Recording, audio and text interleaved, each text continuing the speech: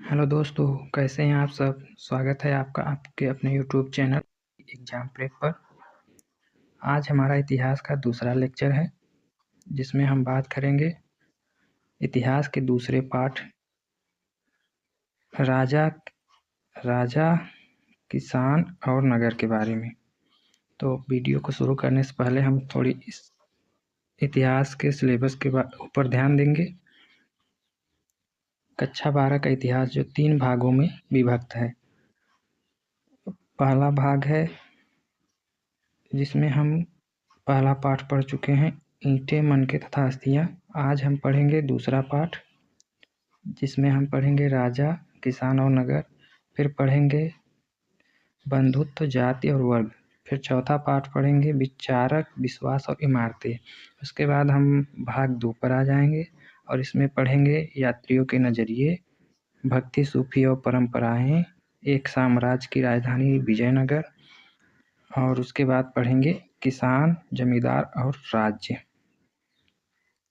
फिर उसके बाद हम आ जाएंगे भाग 3 पर, जिसमें हम पढ़ेंगे उपनिवेशवाद और देहात। फिर पढ़ेंगे विद्रोही और राज। फिर पढ़ेंगे महात्मा गांधी और राष्ट्रीय आंदोलन। और सबसे हमारा लास्ट लेक्चर होगा संविधान का निर्माण। इसके बाद हम आपके लिए भूगोल विषय का सीरीज लेकर आएंगे, जो आपके परीक्षा के लिए बहुत उपयोगी होगा।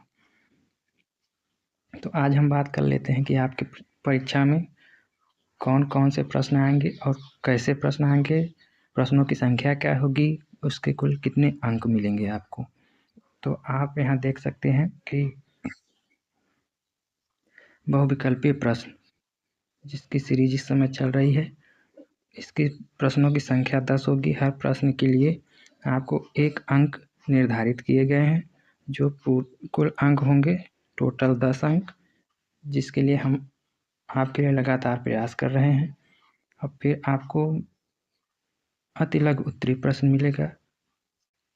अति लघु उत्तरीय प्रश्न में 5 प्रश्न रहेंगे, जो 2-2 नंबर के रहेंगे। इसका भी टोटल अंक होगा 10 अंक। उसके बाद लघु उत्तरीय प्रश्न जो 6 प्रश्न रहेंगे, और इसके लिए निर्धारित है 5-5 अंक, जो आपके लिए 30 अंक निर्धारित किए गए हैं। उसके बाद आएगा दीर्घ उत्तरीय प्रश्न। दीर्घ उत्तरीय प्रश्न 3 प्रश्न होंगे और इसके लिए 10 अंक, एक प्रश्न के लिए 10 अंक निर्धारित किए गए हैं, जो टोटल 30 अंक होंगे। उसके बाद मानचित्र। मानचित्र के लिए आपको 5 प्रश्न दिए जाएंगे। एक प्रश्न 2 नंबर का होगा, जो टोटल 10 नंबर का होगा। और उसके बाद आएंगे ऐतिहासिक घटनाक्रम, जो 10 प्रश्न होगा और प्रत्येक प्रश्न 1-1 नंबर का होगा, जो आपके लिए टोटल 10 नंबर होगा। तो कुल प्रश्नों की संख्या होगी आपके परीक्षा में 39 और योग होगा 100, जैसा कि जो कि आप लोग जानते ही होंगे। तो हम इस सीरीज में 3 चीज़ें फोकस करेंगे। पहली चीज़ है बहुविकल्पीय प्रश्न। उसके बाद हम मानचित्र आपके लिए लेकर आएंगे जब एक सीरीज खत्म होगा। उसके लास्ट में मानचित्र, उसके बाद ऐतिहासिक घटनाक्रम हम आपके लिए लेकर आएंगे। हम आपको इस परीक्षा के अंतर्गत पूरे 30 नंबर के प्रश्नों की तैयारी कराएंगे, जिससे आप परीक्षा में अच्छे से अंक प्राप्त कर सकते हैं। तो वीडियो को देरी न करते हुए शुरू करते हैं। तो प्रश्न संख्या 1, किस यूरोपीय शासक से समुद्रगुप्त की तुलना की जाती है? अ हिटलर, स नेपोलियन, ब डिंगरली, द बिस्मार्क। इस प्रश्न का सही उत्तर है स नेपोलियन। समुद्रगुप्त की तुलना नेपोलियन से इसलिए की जाती है क्योंकि दोनों ही महान शासक थे और समुद्रगुप्त ने राज्यों को जीतकर विशाल साम्राज्य की स्थापना की थी। प्रश्न संख्या 2, चीनी यात्री फायान किसके शासन काल में भारत आया? अ बिंदुसार, स कनिष्क, ब चंद्रगुप्त द्वितीय, द अशोक। इस प्रश्न का सही उत्तर है ऑप्शन ब, चंद्रगुप्त द्वितीय। फाह्यान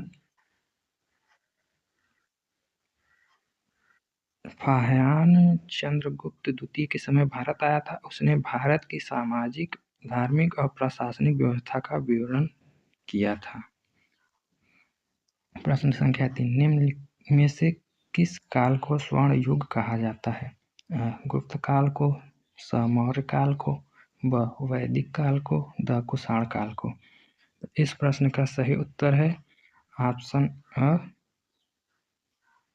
गुप्त काल को स्वर्ण युग कहा जाता है, क्योंकि इस समय कला, विज्ञान, साहित्य और शिक्षा और प्रशासन में अत्यधिक प्रगति हुई थी और देश समृद्ध बना था। प्रश्न संख्या 4, हरिशेन किसका राजकवि था? अ अशोक का, स हर्षवर्धन का, ब समुद्रगुप्त का, द चंद्रगुप्त का। इस प्रश्न का सही उत्तर है ऑप्शन ब, समुद्रगुप्त का। हरिशेन समुद्रगुप्त के दरबार के प्रसिद्ध कवि थे। उन्होंने प्रयाग प्रशस्ति की रचना की थी, जिससे समुद्रगुप्त की विजयों और शासन व्यवस्था की जानकारी हमें प्राप्त होती है। प्रश्न संख्या 5, प्रयाग प्रशस्ति की रचना किसने की थी? ऑप्शन अ, हरिशेन ने, स बाणभट्ट ने, ब नागसेन ने, द कालिदास ने। तो इस प्रश्न का सही उत्तर है ऑप्शन अ, हरिशेन ने। प्रयाग प्रशस्ति में समुद्रगुप्त की उपलब्धियों का विवरण हरिशेन देते हैं, जो इनके दरबारी कवि थे। प्रश्न संख्या 6, मौर्य वंश का अंतिम शासक था? अशोक, स कुणाल, ब बिंदुसार, द बृहद्रथ। तो इस प्रश्न का सही उत्तर है ऑप्शन द बृहद्रथ। मौर्य वंश का अंतिम शासक बृहद्रथ है। उसे उसके सेनापति पुष्यमित्र शुंग द्वारा मारकर अपने वंश की स्थापना की। मौर्य साम्राज्य वंश के बाद उसने शुंग वंश की स्थापना की। प्रश्न संख्या 7, 6ठी शताब्दी ईसा पूर्व में महाजनपदों की संख्या थी? 18, स 16, ब 20, द 22। तो इस प्रश्न का सही उत्तर है ऑप्शन स 16। छठी शताब्दी ईसा पूर्व में भारत में 16 जनपद थे। इनमें से मगध, कोसल और अवंती और वज्र जैसे शक्तिशाली राज्य शामिल थे, जिसमें सबसे शक्तिशाली राज्य था मगध। प्रश्न संख्या 8, अशोक का हृदय किस शिलालेख में परिवर्तन हुआ था? 10वें शिलालेख, स तीसरे शिलालेख, ब चौथे शिलालेख, द 13वें शिलालेख। इस प्रश्न का सही उत्तर है ऑप्शन द 13वें शिलालेख। कलिंग युद्ध के बाद अशोक का हृदय बदल गया। इस परिवर्तन का उल्लेख 13वें शिलालेख में मिलता है, जिसमें अहिंसा और धर्म का संदेश दिया गया है। प्रश्न संख्या 9, अर्थशास्त्र का लेखक कौन था?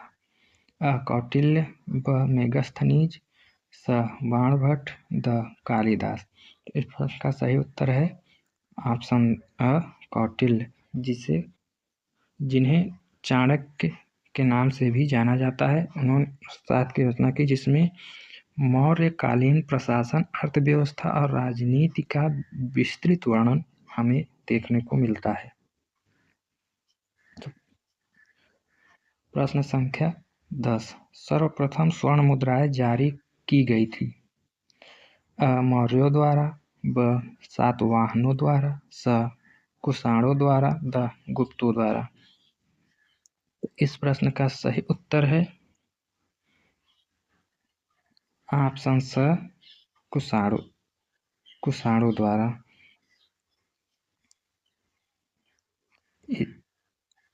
भारत में सर्वप्रथम मुद्राएं कुषाण शासकों द्वारा जारी की गई थी। इससे व्यापार आर्थिक समृद्धि को भी बढ़ावा मिला था। तो आगे बढ़ते हैं। प्रश्न संख्या 11। मौर्य साम्राज्य कितने प्रांतों में विभक्त था? अ 3, ब 4, स 7, द 5। तो इस प्रश्न का सही उत्तर है ऑप्शन द 5। मौर्य साम्राज्य 5 प्रांतों में विभक्त था, जिसमें प्रत्येक प्रांत का प्रशासन एक राजकुमार या उच्च अधिकारी संभालता था। प्रश्न संख्या 12। वैशाली की नगर वधु का क्या नाम था? अ माधवी, ब आम्रपाली, स प्रियदर्शनी, त देवयानी। तो इस प्रश्न का सही उत्तर है ब आम्रपाली। आम्रपाली बाद में चलकर बुद्ध की अनुयायी बनी और उसने अपने सारी संपत्ति बौद्ध संघ को दान कर दी थी। प्रश्न 13। मृच्छकटिकम की रचना किसने की?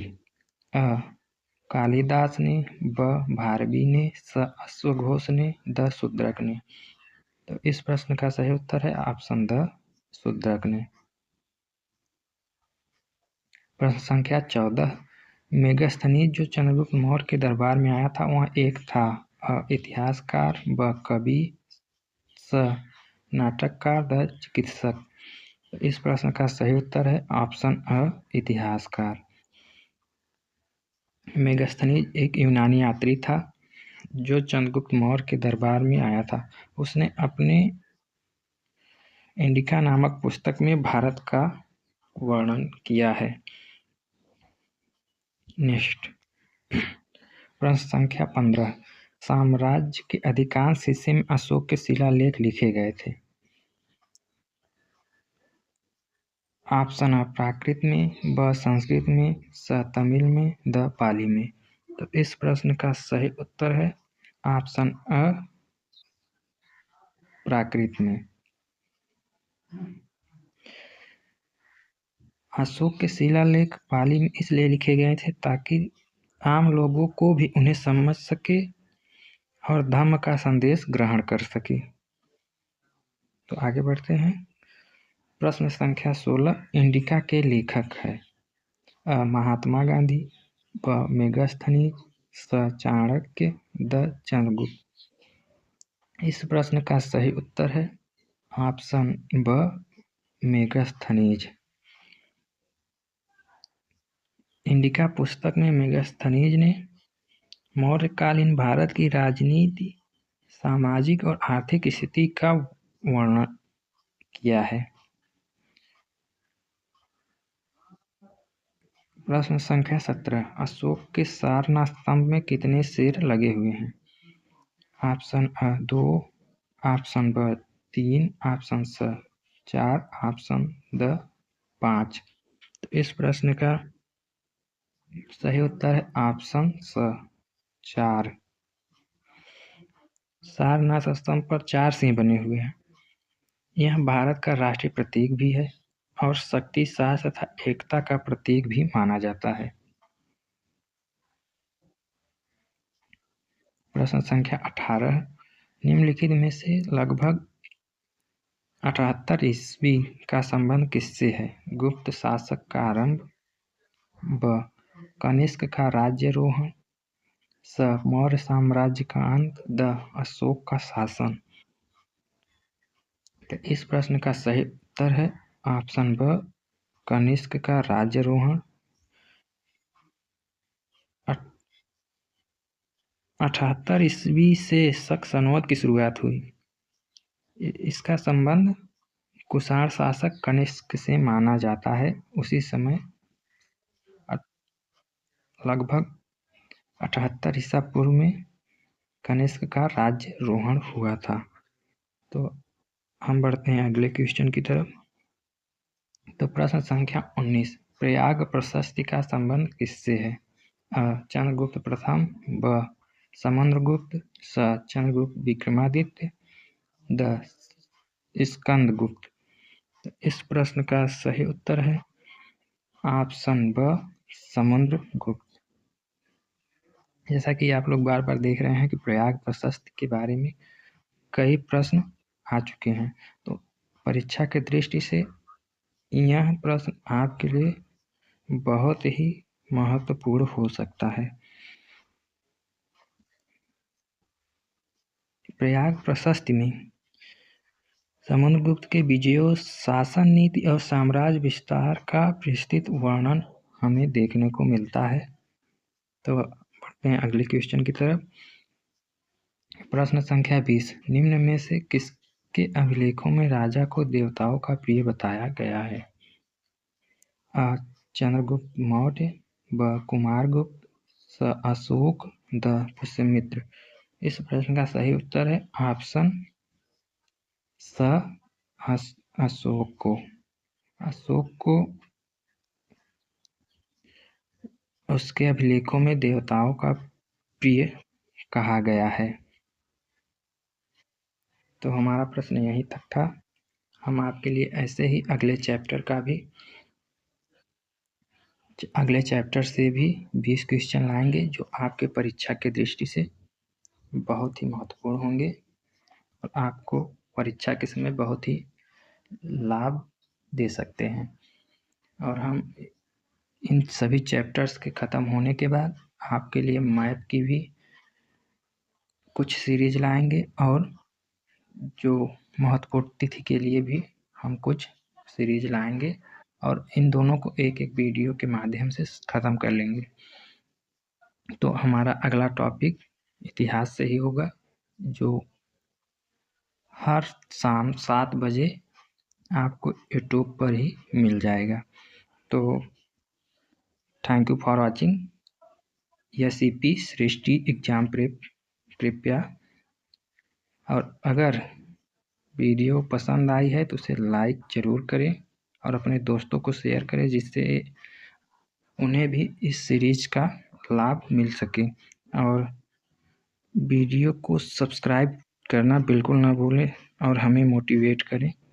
कमेंट भी करें कि आपको यह वीडियो कैसा लगा, जिससे हम डिसमोटिवेट ना हो और वीडियो की सीरीज को आगे बढ़ाते रहें। इसके बाद हम किसी और सब्जेक्ट को आपके लिए लेकर आएंगे। तो फिर हम मिलेंगे अगले वीडियो में।